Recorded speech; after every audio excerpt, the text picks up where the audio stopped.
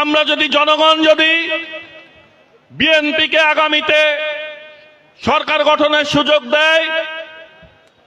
এই এলাকায় যদি ধানের শীষ বিজয় হয়, আমি বিশ্বাস করি এই এলাকার শিক্ষা ব্যবস্থা, এদেশের এই এলাকার চিকিৎসা ব্যবস্থা,